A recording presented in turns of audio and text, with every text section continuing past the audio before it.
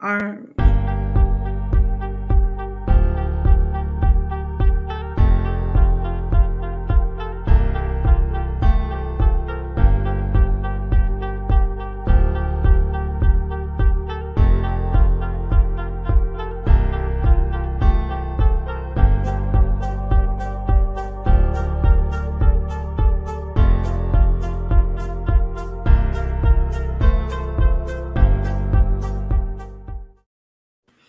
Hey, good afternoon.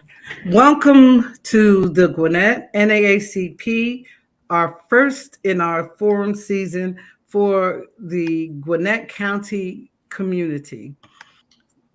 Welcome, beloved community. We're so glad that you're here to spend time with us. We will have our candidates introducing themselves shortly. We hope that you're ready for an exciting afternoon with questions. We will also open up the floor. Um, Again, let me introduce Shaniqua Levin, who is a part of our PAC chair. Let's hear some words from Shaniqua. Good evening, everyone. Happy to be here. Happy to be representing the NAACP, and that we are giving the opportunity for our candidates to share with us what they plan on doing if being elected to state office. How are they going to make lives better for Gwinnetians, and why should we vote for them? So they'll be talking to us about that today. If you want to ask your own questions, please go ahead and put them in the chat, and we will try to make sure that we get to them. Thank you.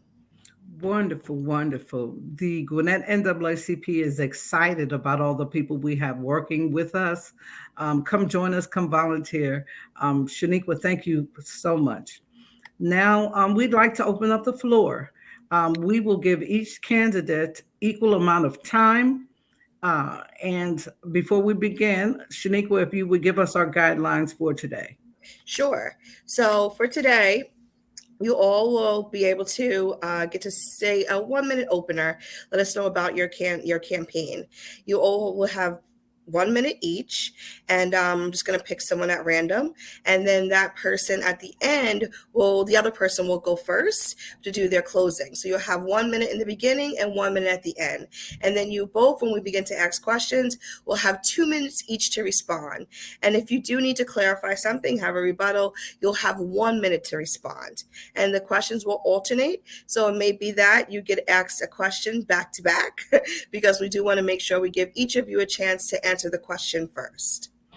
And I'd like to quickly say that the Gwinnett NAACP is a nonpartisan, nonprofit organization. We are here for the betterment of the community. We are seeking to create policies for people, and we are excited about the information we will be hearing this afternoon. If we can go forward, Mr. Chan, John Chan, if you would please begin with the introductions. Sure. Thank you so much, the NAACP, for inviting me here. My name's John Chan. I'm not a politician. I've never in a million years thought I'd run for office. But what I am is I'm a business owner, and I've been able to grow a business from virtually nothing to 120 employees. And we do work all over the country, garnering international and national awards for a lot of the projects that we've done.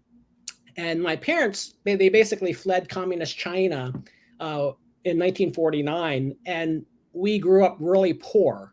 I had to take speech classes over summer to fix my speech. But, they taught me the virtues of hard work, and they showed me that the American dream is why we came here. And that's what I feel like I'm living. A person that grew up very poor, that had, speech problems, can rise to basically having a business and doing really well. So I think what I bring to the table is being able to work with such diverse people, because that's what we have. And let me just wrap up here. And I can do that without wasting money, which is why a lot of businesses fail. They waste money. Right. So I'll cut off now because all right. Thank you. Mm-hmm.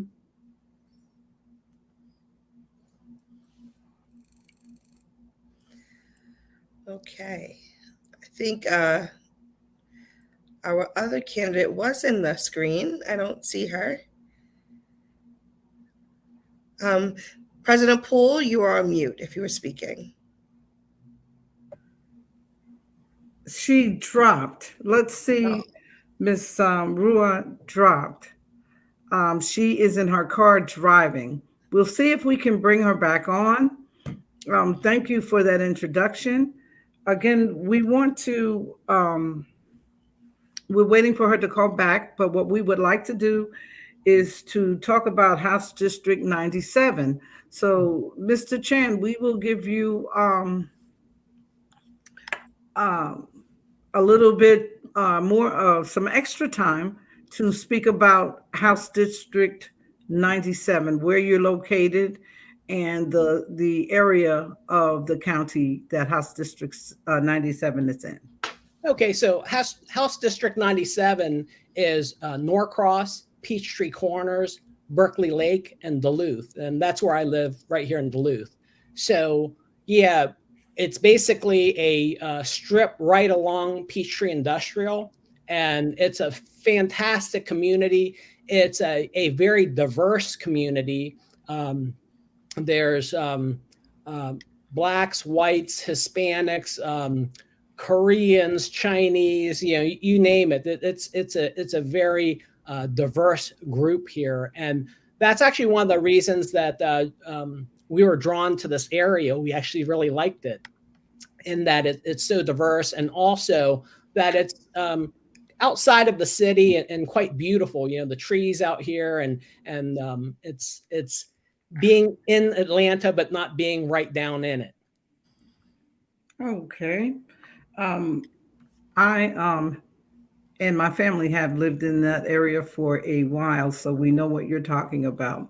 So while we are looking to bring Miss Ruwa back on, if you can, let's start with the first question for Mr. Chan. Okay, let's get started. So my first question to you is about minimum wage. Mm-hmm. So Georgia has one of the lowest minimum wages because of the Federal Fair Labor Standards Act. The minimum wage in Georgia is $7.25, per hour, which is still really low, right? It would be $5 something per hour if it weren't for the federal labor standard. Meanwhile, the actual cost, the actual living wage for a single person in Georgia is $17.64 per hour. If elected to office, what will you do to bring the state closer to a living wage?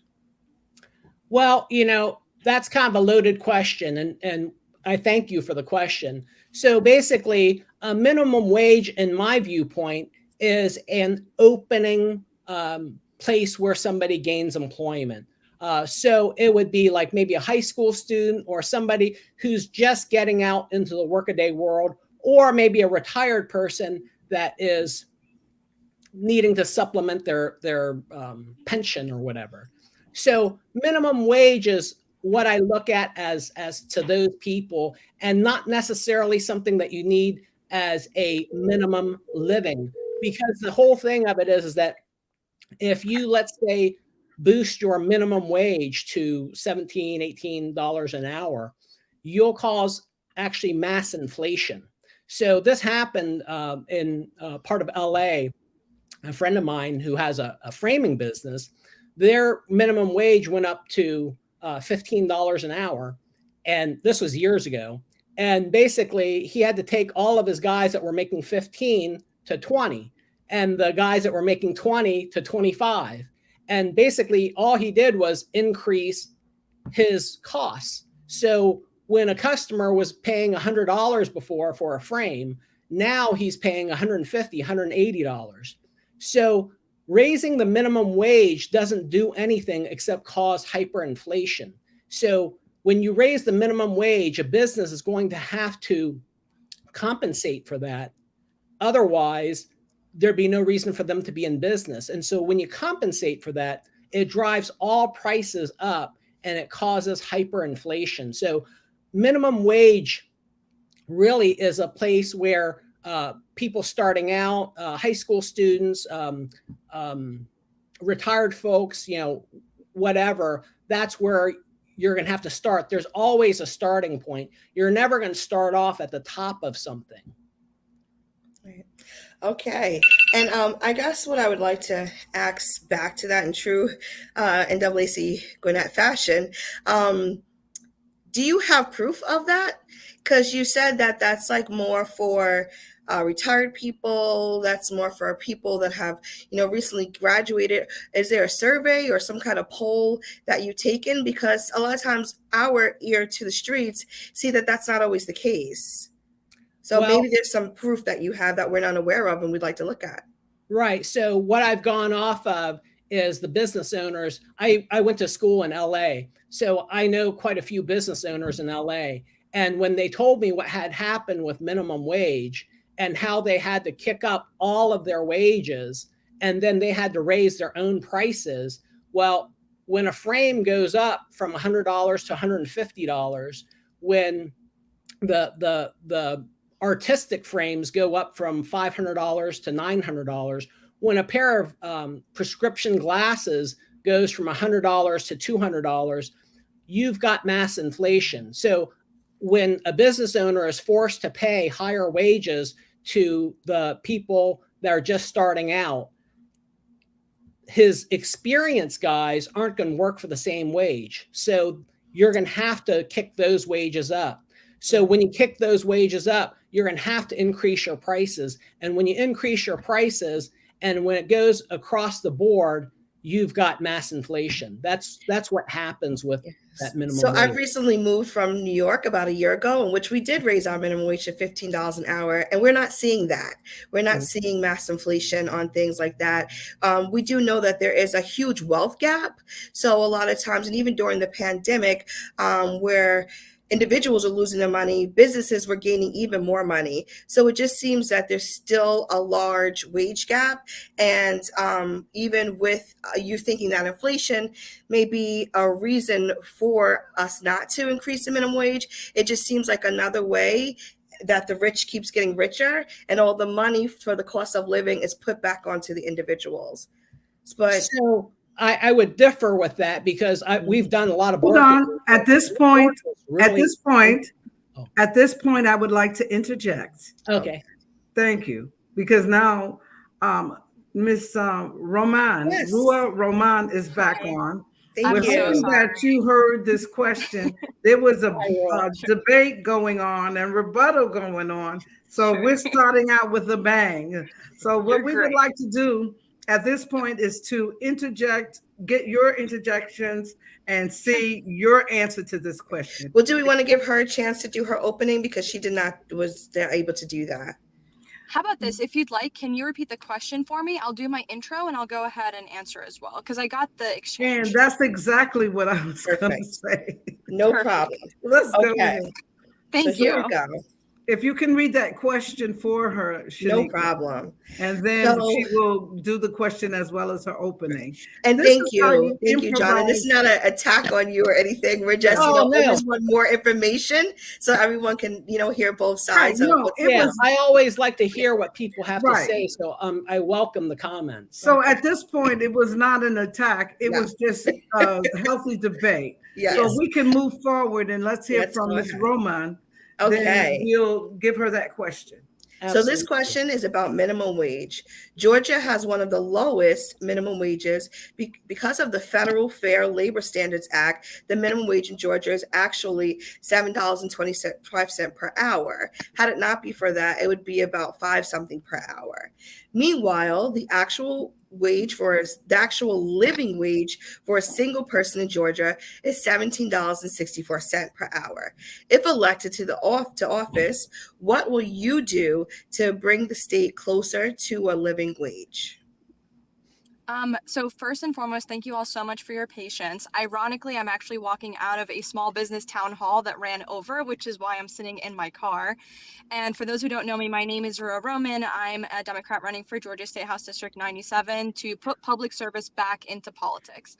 And what I mean by that is, and it relates very much to this question, is that right now, a lot of our state budget is structured in a way that does not help or support the average everyday worker or even the small business. From my understanding, 96% of our tax revenue comes from small businesses and individuals rather than the corporations that use the majority of our roads, the majority of our infrastructure, and put the most tear on it, by the way, but they're not paying their fair share. So when we talk about this issue of, minimum wage and inflation, I want to be clear here.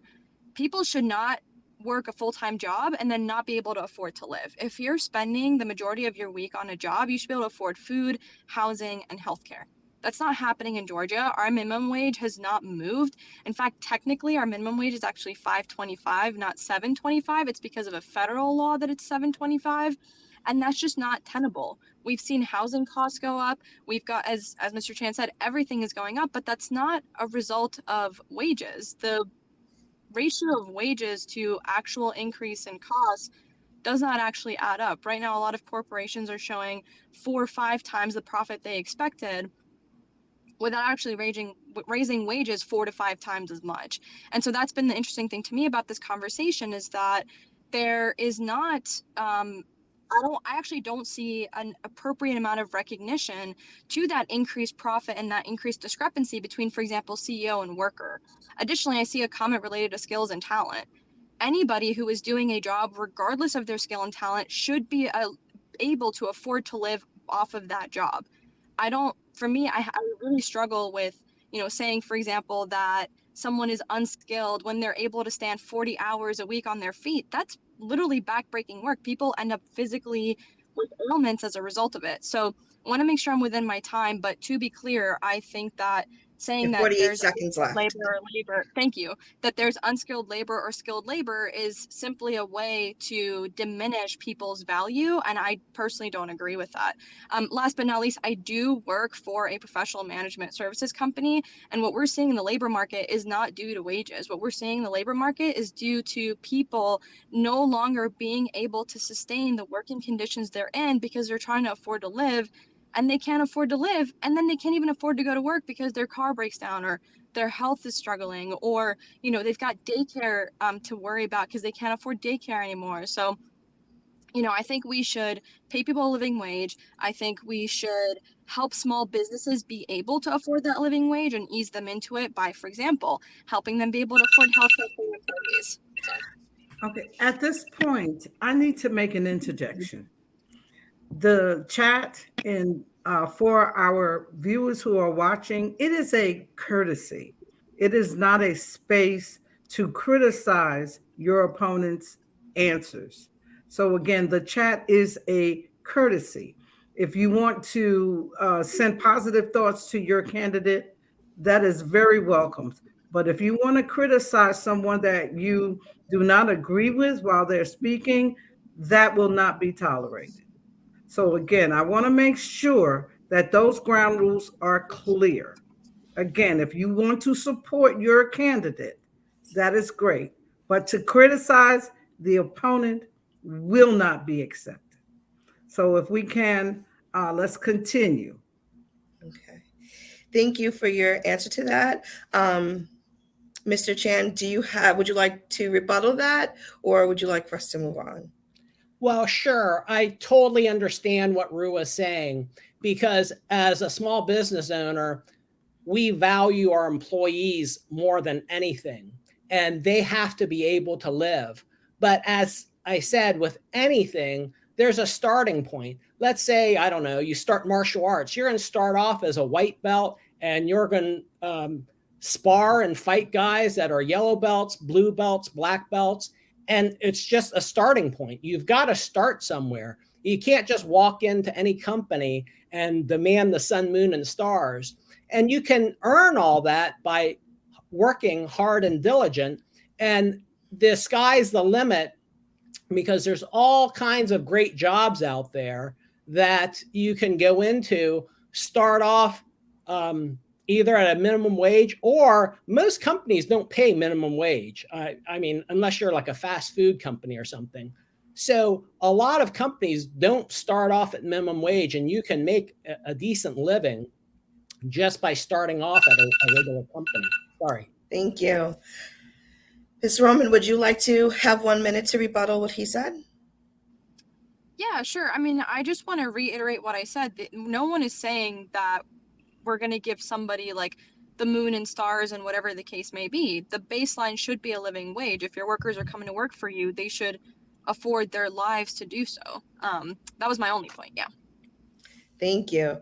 Okay, we are moving on to the next question. And we will start with Ms. Romman. And am I pronouncing your last name right? Yes, thank you very much. Okay, great. Our next question is about cannabis. Around the country, people are making millions from the sale of recreational marijuana. Meanwhile, in Georgia, police still have the right to criminalize people for possession. If elected, what will you do to ensure that we legalize recreational cannabis and include restorative justice? Yes, thank you so much for that question. I do want to start with a story that I recently experienced. On Sine Die, which is the last day of the legislative session, I watched a father completely distraught because he has been working for 7 years to get medical marijuana for his child who suffers from seizures. And it was becoming increasingly harder and harder and harder for them to not only import it or get it from other doctors, but also we technically legalized it, but the licensing was being held up. That's just one example of the negative consequences of our inability to adjust our laws based on the needs of people. And as you mentioned, there are now corporations and companies all around the country making money off of something that people are now in jail for that we have not expunged their records. Simple possession. And for me, not only is it sort of a health issue of why we should legalize it, but it's also a justice issue of why we should legalize it, because I've personally watched, I was one time in a courtroom and I watched the difference between a young gentleman who had a good lawyer. He got off with not even community service, just got a slap on the wrist for not only possession, but also distribution. Another gentleman around the same age, not only did they not get that same slap on the wrist, they were sentenced to 3 months in juvie.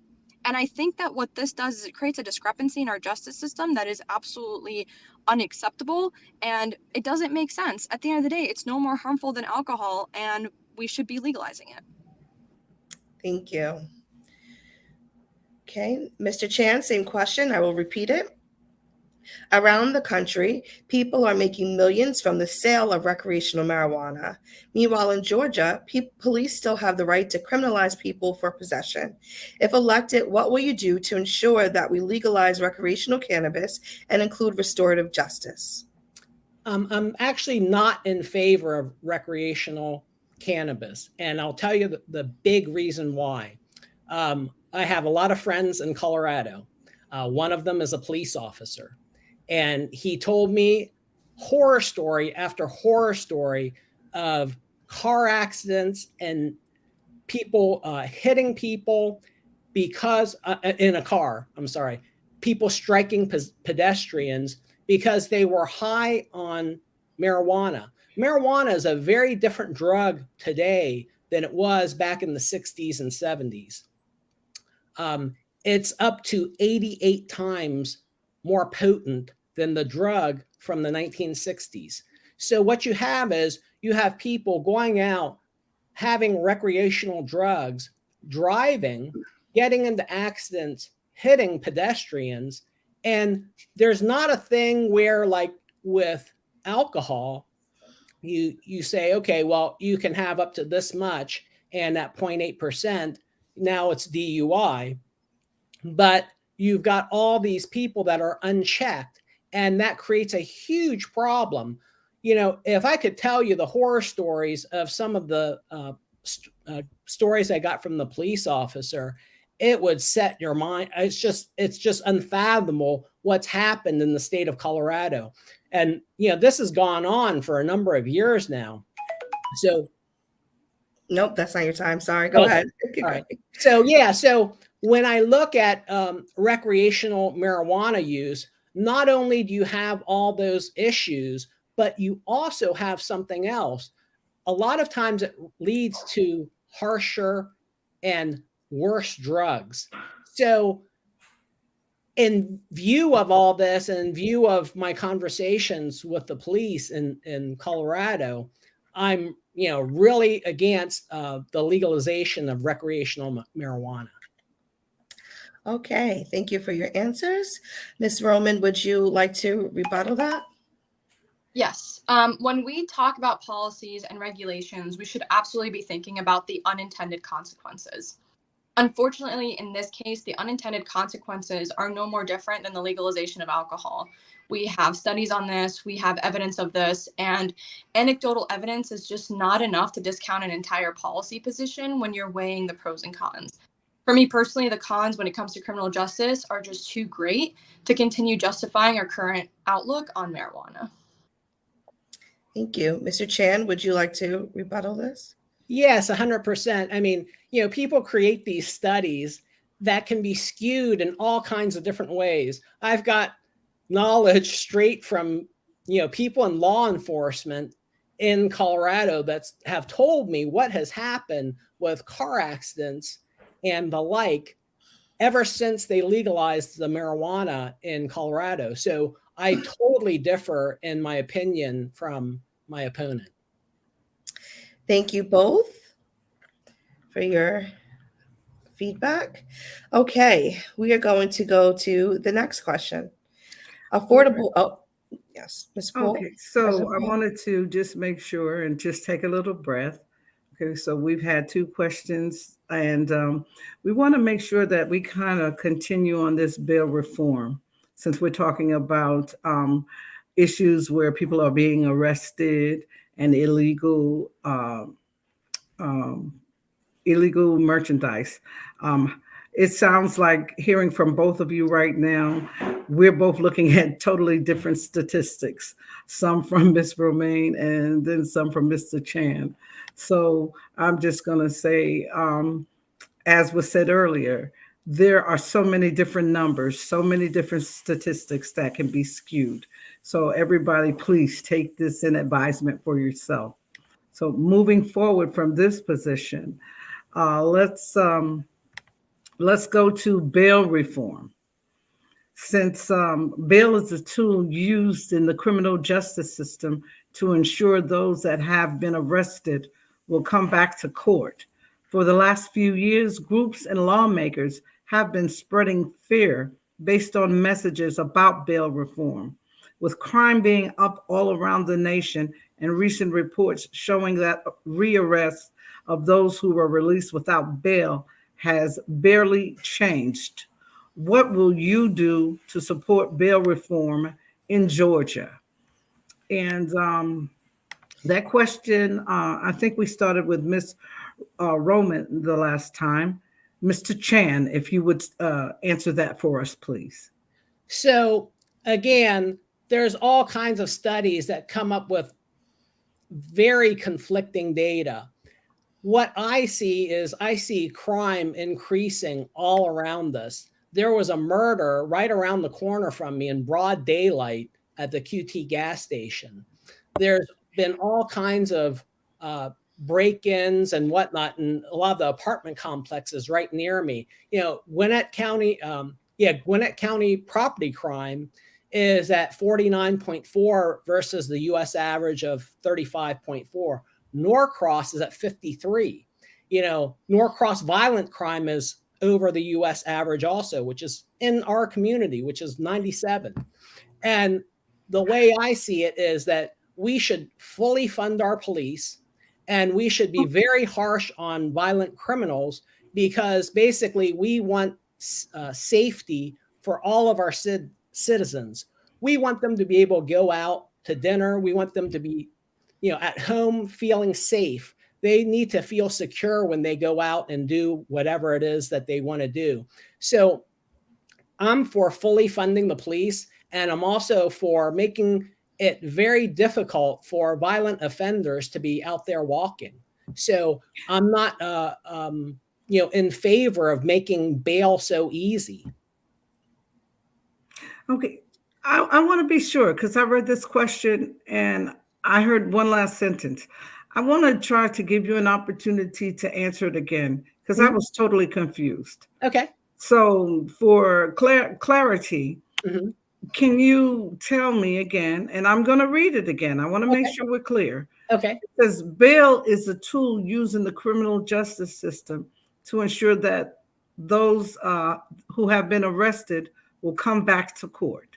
Mhm. For the last few years, groups and lawmakers have been spreading fear-based based messages about bail reform, with crime being up all around the nation and recent reports showing that rearrest of those who were released without bail has barely changed. What will you do to support bail reform? So we're asking, what would you do to help bail reform the laws? Right. So that was part of my answer. I guess I should have clarified it. I'm not trying to reform bail because I think that people that have committed crimes should pay for the crimes.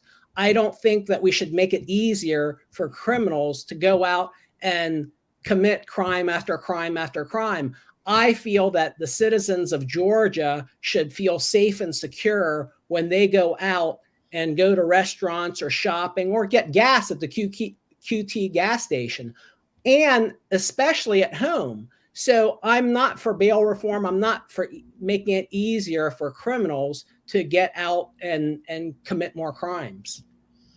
So as long as criminals have the money to post bail, they can. Yeah. So and that's anybody, right? Anyone, Sure, if you have the money, then you could post bail. So it really becomes about those that have money and those that don't. Really not kind of about who's going to reoffend, because it's about making sure they show back to court, and those that can post bail and financially able to are able to do that. But those with lower income cannot. Okay, so Miss Romman, Yes. Hi. please, do I need to reread this question or? I heard it. Thank you. Okay. So I do want to clarify a definition here. Actually, I want to clarify two things. We can, in fact, analyze whether or not a study is a good study. There are ways to do that. I'm happy to talk to people and teach them that. But the second piece is when we talk about bail reform, we're not talking about we're talking about people who've been charged but weren't actually found guilty. And so what happens with bail reform and what's going on in Georgia right now is there are actually a lot of nonviolent offenders who are still sitting there waiting for their trial, losing months. We also know people who have died in custody before they've been tried during nonviolent offenses, who are simply there because they cannot afford to post bail. And I think when we're talking about bail reform, it's important to identify and distinguish that, because what ends up happening is I was literally talking to somebody the other day who said that instead of finding a place to put an actual violent offender, they were forced to give them an ankle bracelet because the jails are overflowing and there's just simply not enough space because non-violent offenders are unable to pay for their bail. So what you're finding is that we're essentially legalizing violence and criminality for those who can afford it, and then we're simultaneously punishing those who simply don't have enough money to post bail, even if it's a nonviolent offense. I want to be very, very explicit here. What happened at the QT, where I literally grew up and used to go as a child and now all the time, was awful and terrible. But that is not an excuse to keep nonviolent offenders in custody when it's straining our system, putting more pressure on everyone involved, including police officers, and preventing people from being able to leave custody simply because they can't afford to. People do come to their court cases. We have data on this. You can ask, prosecutors, you can ask defenders, you can ask judges. In fact, Gwinnett County has some really awesome judges that have worked to implement these policies to ease the pressure on the system. So that's why I think it's really important that we do this because there's a lot of backup right now. Okay, so the overall that we're hearing that bail reform is about who can afford it and who cannot, and to make sure that those everyone is given equity on the ability to be able to be released. Okay. Was there a rebuttal, Mr. Chan? It's not really a rebuttal, but I guess I would have to see what it is, the specific bail reform bill, because what Ms. Romman said makes a little bit of sense, but you would have to look at the specific bill to say yay or nay. I prefer to be very harsh on criminals rather than being lenient. So I think that people should feel safe and secure at home and when they go out. That's the main thing.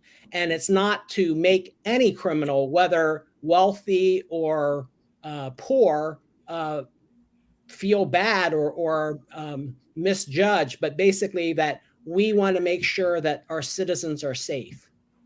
Okay, so we just had some more trolling in the audience about why crime is so high in Gwinnett. So this is my second warning to the trolling. Second warning. Okay. So we're going to move from bill reform. Well, we didn't give Ms. Romman a chance if she wanted to rebuttal that. Ms. Romman, would you like to rebut his statement, please? Yeah, from my understanding, we weren't talking about a specific bill. We were simply talking about the concept of bail reform, and the point still stands. We don't really need to know specifics on a bill to talk about not criminalizing poverty, and not especially for those who are non-violent offenders. It doesn't make us any less safe. In fact, it actually improves safety, because what you have is it reduces recidivism, and it allows people to continue on their lives instead of completely disrupting them in a way that they can't recover. Okay. Now, thank you for that response. We're going to move on to our next question, and talking about equity in housing. Affordable housing. When it comes to housing, rental rates over the past 3 years have doubled. Georgians are required to make 3 times their rent. They haven't received an increase in pay, and the minimum wage is extremely low. And we touched on that earlier.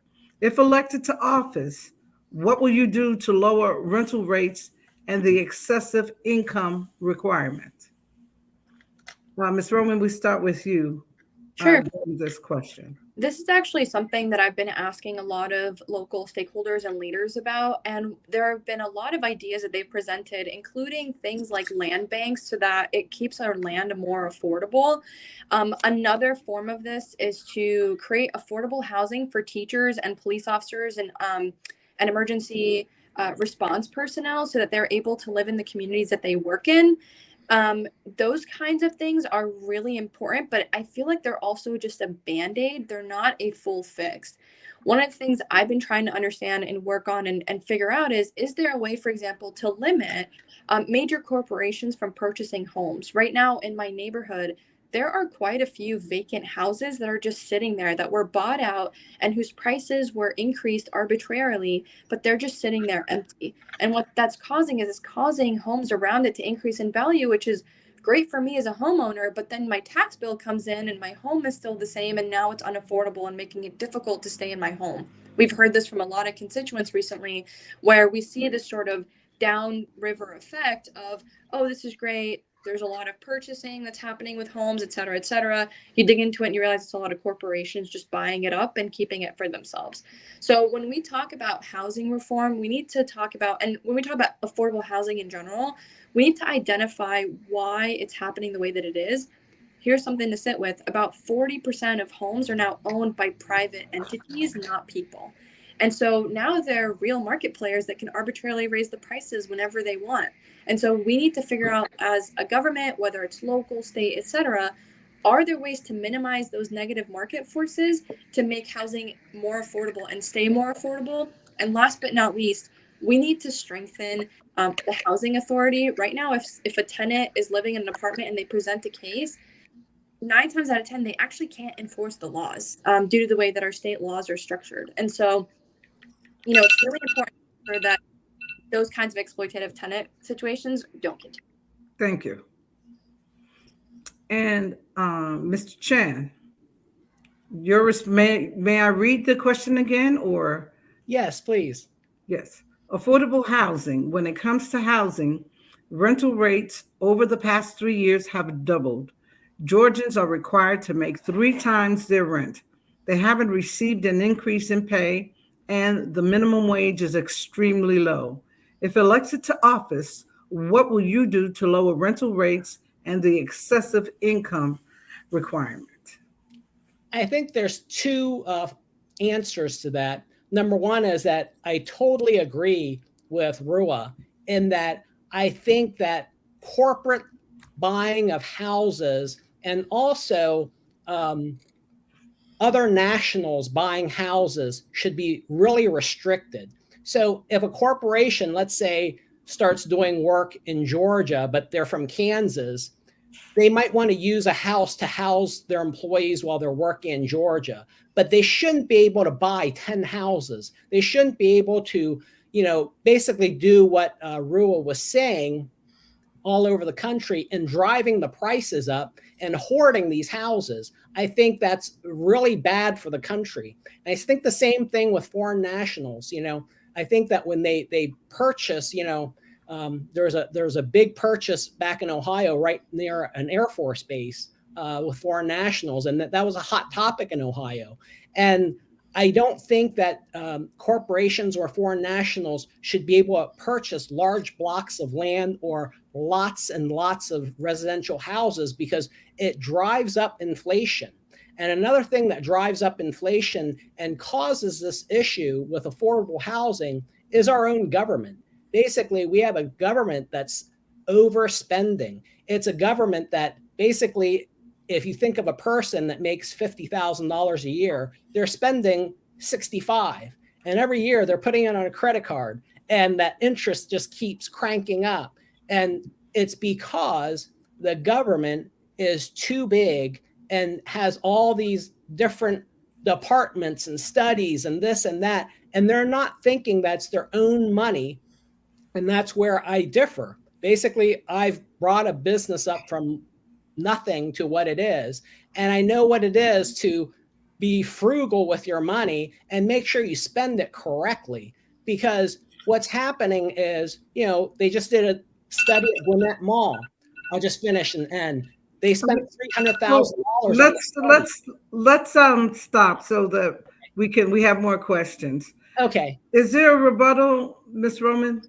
No, I think we agree on at least the corporate piece of it. Okay. So since there's no rebuttal, or do you have a rebuttal to anything she said regarding this, sir? No, again, I think to a large degree we understand. Okay, let's see if we have any questions from our viewers right now. See, there was a lot of comments, not necessarily good. We have questions. Yes, exactly.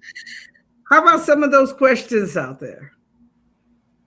If not, we have more, but we were wanting to give you, as a viewing audience, the opportunity to participate. If not, we'll go right into our next question, which deals with infant mortality.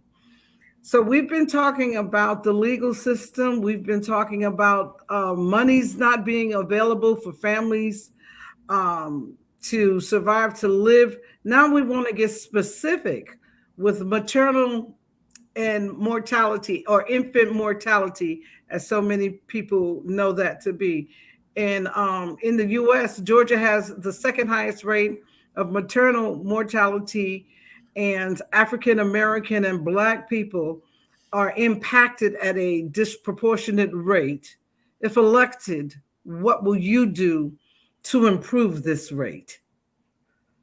And we start with Mr. Chan. Please go ahead. Well, I think that healthcare overall needs to be overhauled to a certain degree. We have to have healthcare for all the residents of Georgia. And, the closing of the hospital is a huge thing. So I think as a government official, we've got to look at it and say, hey, we've got this infant mortality issue. Let's take a deep dive into it and find out what we can do to make sure that we handle that. And also that it's not just infant mortality. It's healthcare in general, and it's healthcare that you can access. You know, like I said, I think it's horrible that we have the major hospital downtown shutting down. And, you know, things like that have to be looked at, especially because if you look at it, you know, the state of Georgia has this huge surplus. And I think that instead of having a surplus just sitting there, we need to spend that money on our people, because our people are the ones that paid the taxes to put that surplus there. And we need to make sure that we take care of the citizens of Georgia. So it's a huge thing, infant mortality, but it's just the tip of the iceberg. I think that we need to make sure that our people are healthy and can go out there and be a strong part of Georgia and make Georgia, you know, really thrive. So I think too, the question was, if elected, what would you do to ensure that we have successful and lower Right. rates? And that's what I was saying, basically, that as a person in office, we would have to take a look at, see exactly why and what we can do to make sure that the healthcare is both affordable and accessible for people, and see what we can do about, you know, opening that hospital downtown and making sure that people are taken care of. You know, I don't have a straight answer right now because it's something that we have to look at. You know, I'm not in office yet. Thank you. We have lost Miss Romman again. We're hoping that she will be hopping right back on. In the meantime, President Poole, I believe you had a question that you wanted to ask. Yeah, I do have additional questions for you. I wanted to try to have Miss Roman in the room. So I'm gonna. Oh, there she goes. Here Yay. we go. Okay, so Okay. we have No. this- Hopefully third time's the charm. Thank you so much for your patience. And I do remember the question. We're talking about infant mortality. It's maternal mortality, yes. And maternal. Okay. Yeah.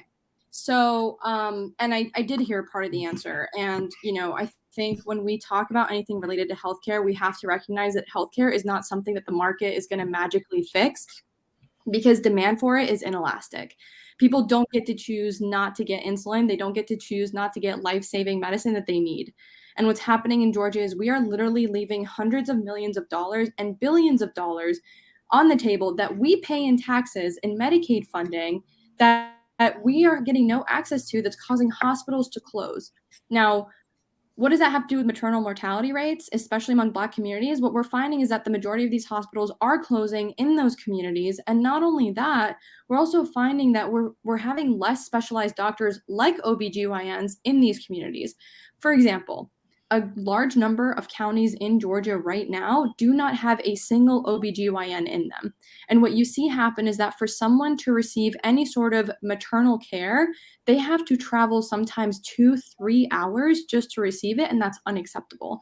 And that's why it is our duty as state legislatures to not only work to expand Medicaid and push people, including the governor, to expand Medicaid, but also make these hospitals and clinics whole and invest in things like student loan forgiveness program for doctors that work in these rural areas and for OBGYNs that work in these areas, because we're also finding there's just simply not enough OBGYN doctors that want to work in Georgia because it's so difficult to navigate our health insurance and healthcare system. And by the way, Georgia is uniquely bad at this. Because of our policies. I lived in DC for about 3 years when I was getting my master's, and I was able to access health insurance when I was out of school by simply filing with the city. And they're a city, they're not even technically a state. And so we need to be able to do the same for Georgians to be able to keep them safe and keep them whole. Do we have a rebuttal?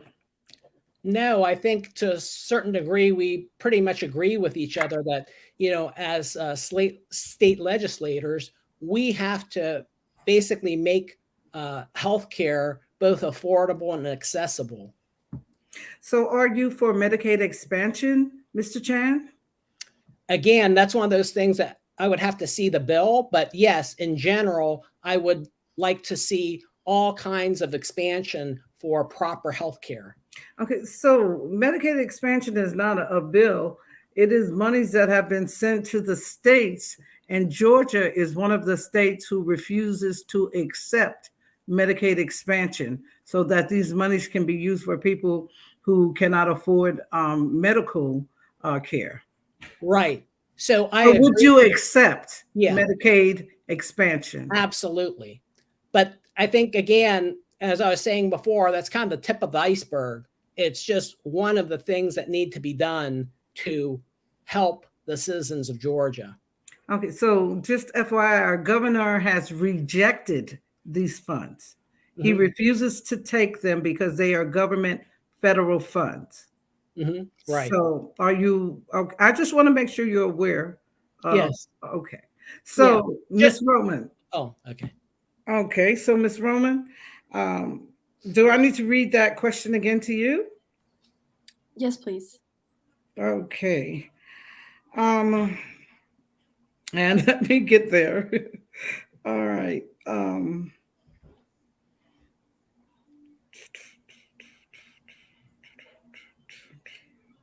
Okay.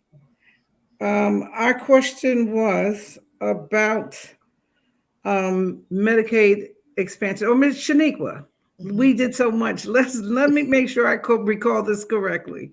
What was that question again? I want to make sure we're equal. Yes. So at this point, I believe they both have spoken about the maternal mortality rate. And at this point, right, they've spoken about that. And then you asked a further question about whether or not we'd be supportive of Medicaid expansion, So which Ms. Mr. Romman, Chan did answer. Yes. Ms. Romman, are you in favor of Medicaid expansion? Yes, of course. Can you elaborate on that for our audience, since we gave this an open Okay, absolutely. line for? Thank you.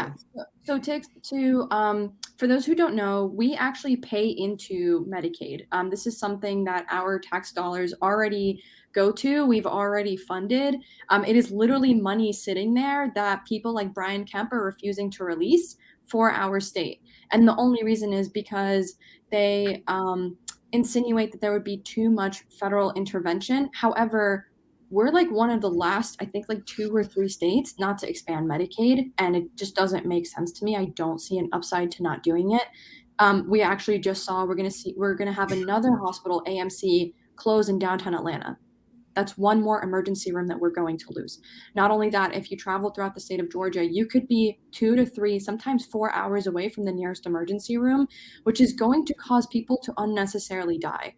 I know that sounds like it's fear-mongering or whatever the case may be, but if God forbid I get into a car accident on my way to whether it's Augusta or Macon or Columbus, I need to get access to healthcare if I'm in that accident. Okay, thank you so much. And that was very enlightening just now. Thank you for your answers.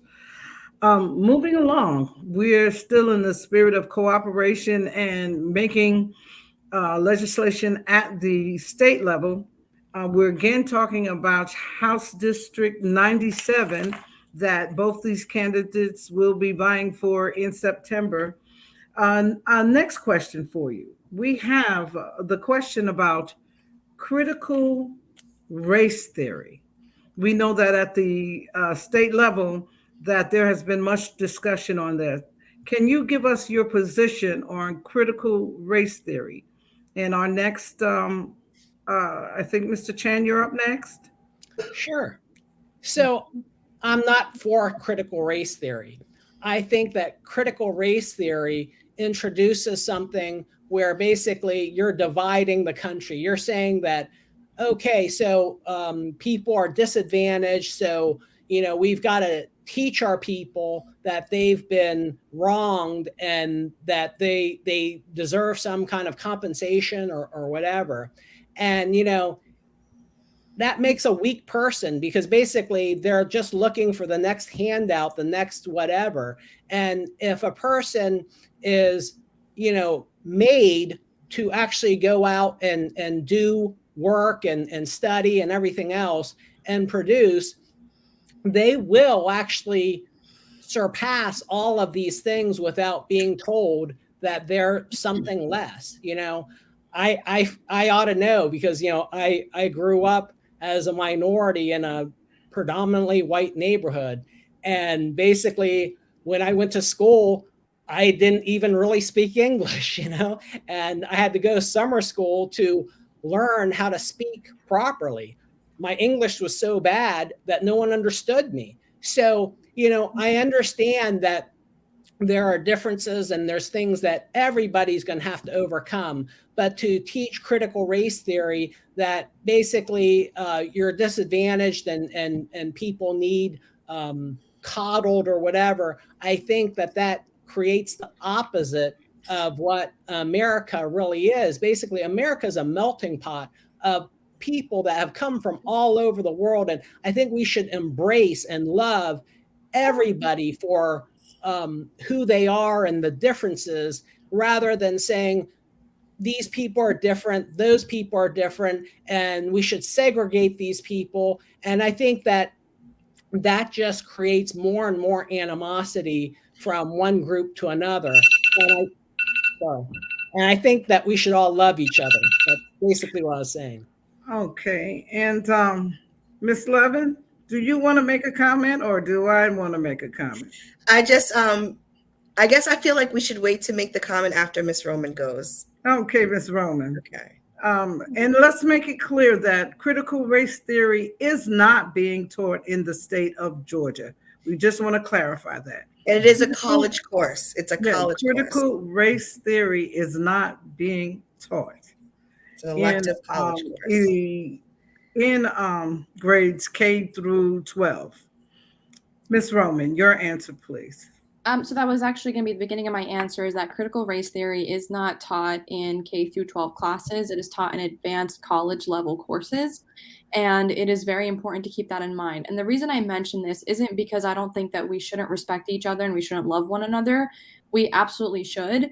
But I also think that CRT has been used as a tool to justify unnecessary burdens on our teachers. Right now, our teachers are leaving the profession in droves, not just because they're underpaid, but because they're disrespected. And I want to be perfectly clear about this. We are going to be facing an educational crisis in this country if we do not get a grip on the policies that we're implementing for our schools.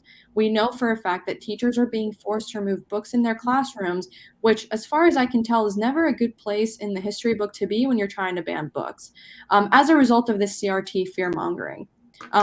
In addition, we're now seeing a lot more students who and teachers are now afraid to discuss topics that they've always discussed, right? When we talk about the civil rights movement, when we talk about slavery in America, when we talk about our history, when we talk about our present, there is nothing wrong with learning about history because we don't want to repeat it. We want to be able to learn and grow. And I always view teaching as a way to give students the tools that they need to succeed. And if you start to remove tools from their toolbox, they're going to approach the world with an incomplete toolkit. And that sets them up for failure, frankly. And so when we talk about CRT, it's important to recognize it is not taught in our schools. The current fear-mongering and legislation that's being passed is preventing teachers from teaching. And 3, that kind of harassment that it's enabled is forcing teachers to leave the classroom because they can't handle that harassment anymore. And it is, by the way, harassment. I already know of 3 teachers that have been flooded with comments, with calls, with complaints. It has gotten very, very bad in our schools, and we need to be aware of that when we talk about, as I mentioned earlier, the unintended consequences of our policy positions. Do we have a rebuttal, Mr. Chan? Yes, absolutely.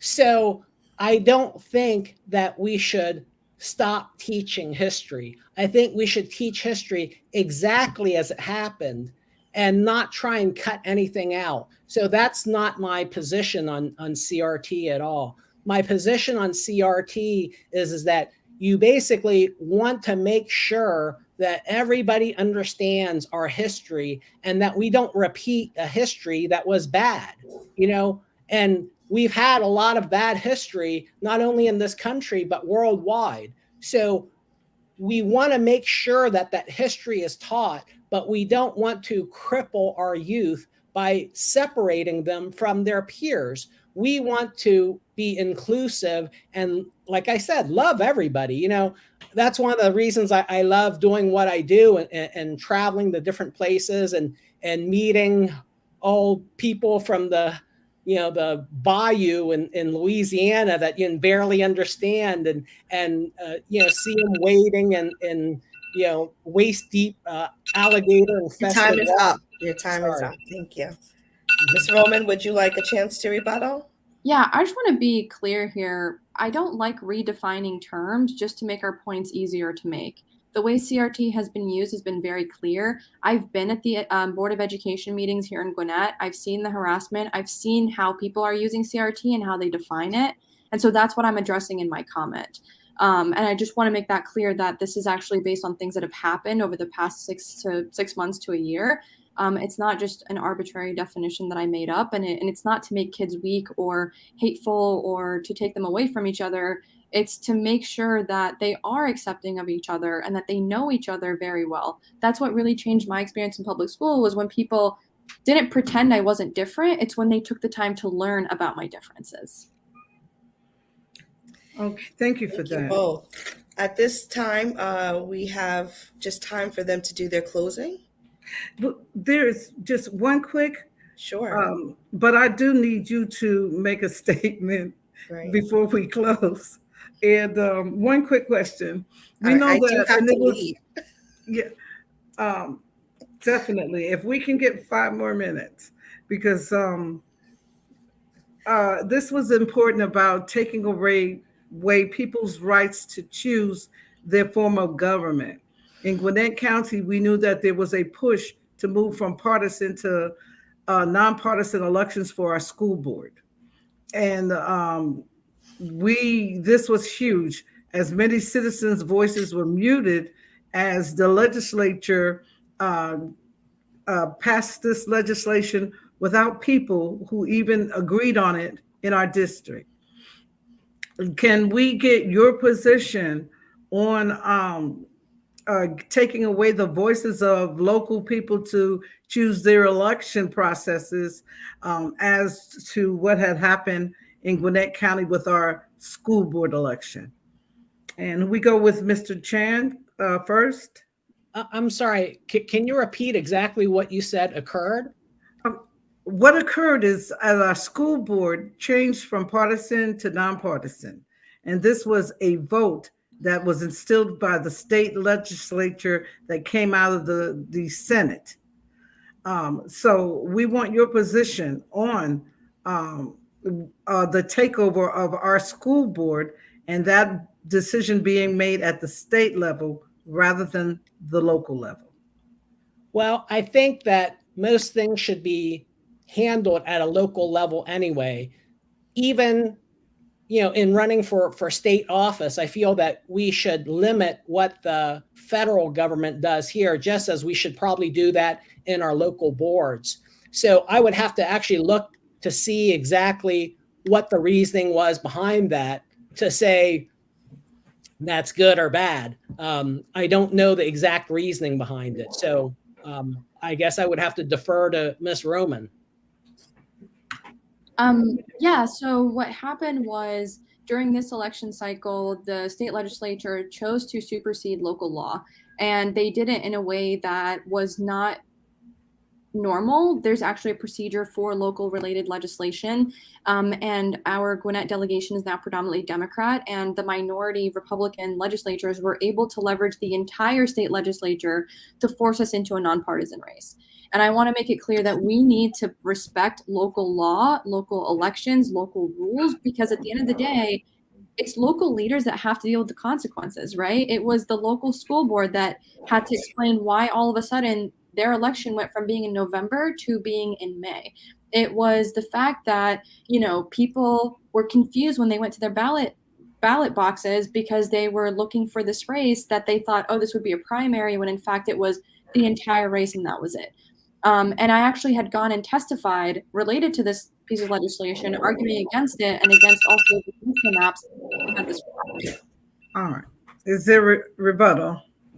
No, I think that in general, things should be done at a local level as much as possible. So no, I don't have a rebuttal. Okay. Thank you. Mhm. All right. I'm going to turn this back over to you, Miss Levin, and we can do these elevator speeches, and I'm going to give you the floor back. Okay. Well, thank you both for having such a vigorous conversation and allowing us to be a host tonight and able to get your messages out there to the districts that you are running for. At this time, we will give you both an opportunity to say your final words. You'll have a minute each. And at this time, we are starting with Ms. Romman. Thank you all so much for making this time and your patience as I experience technical difficulties. I think it's really important that we discuss the issues for voters to be able to make informed decisions. And in light of that, and in that same vein, I urge people to fact check for themselves, go directly to the candidate's website, look at what they're doing in their record.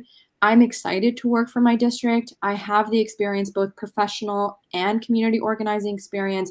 I've been in Georgia almost my entire life, and I'm excited to serve our state. I want to put public service back into politics. And for those watching us tonight, you can go to RUWA, the number 4, GeorgiaSpelledOut.com to learn how you can get involved and learn a little bit more about me in this campaign and why we're doing what we're doing. So thank you so much for this opportunity, for these great questions, and all that you're doing for our county and our state to help make it a better place for all of us.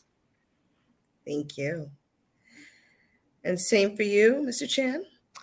Yes, I'd also like to really thank you for having me here and thank the audience for listening to us. And basically, I just feel like I'm extremely well qualified for this because I've built a company from ground up using people, having people from all walks of life to get them to see a big picture and really creating great effects. And I think I can do that in government because I can really work with all kinds of different people. And I love meeting all kinds of different people. So if you want to hear more from me on October 4th, Tuesday at 7 p.m., I've got a meet and greet at San Luis Taqueria on PIB. So that's right here in Peachtree Corners. It's actually Berkeley Lake, but yeah, right there. So if you have any other questions, please come see me, ask questions, and I would love to talk to you. Thank you. Thank you both again for being here tonight, and good luck with both of your elections. Thank you so much. Right. Thank you so much. We do have a few announcements from the Gwinnett NAACP chapter. You're welcome to leave if you'd like, and we will make sure that folks get to see this as well. President Poole, would you like to share your announcements? We just want to say a few things about the upcoming election. We need you as Gwinnetians to check your status. We need you to make sure that you are active. Right now, there are challenges that are going on in Gwinnett County. Over 35,000 challenges have been made. And what is happening is that people's status is being questioned. So please check your status. You can go to mvp.sos.ga.gov. That's mvp.sos.ga.gov. Also, more importantly, we need you to vote early. We need you to vote early. Early voting starts October 17th and will continue until November 4th. The Gwinnett NAACP will be holding different events that will bring people out. We will be doing Souls to the Poll the first Sunday the first Sunday of early voting at the BORE in Lawrenceville, the Board of Registration and Elections. Again, early voting starts October 17th, that first Sunday of early voting. We will be doing Souls to the Poll. And more importantly, we need you to tell your family, your friends, your neighbors, people you worship with, people who live on your block. We need to tell the friend down the street to vote. This is imperative that we get you out there, active, not just registering to vote, but casting that ballot. October 11th will be the last day to register to vote for this election cycle. Again, October 11th.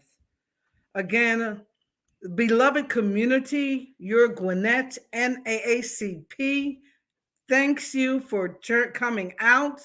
Thanks you for your participation. We thank you for being part of our community. Please go to our website, naacpgwinnett.org. That's naacpgwinnett.org. Join us, volunteer, become a member. We still need additional help in this upcoming election cycle. Again, join us, become a member, volunteer. We need great people making great decisions. Meet us at Gwinnett NAACP. And that again is our website is naacpgwinnett.org. We thank you. We send blessings out to this community. Be safe. COVID is real. The monkeypox is real. Be safe. Have a wonderful evening. Bye-bye.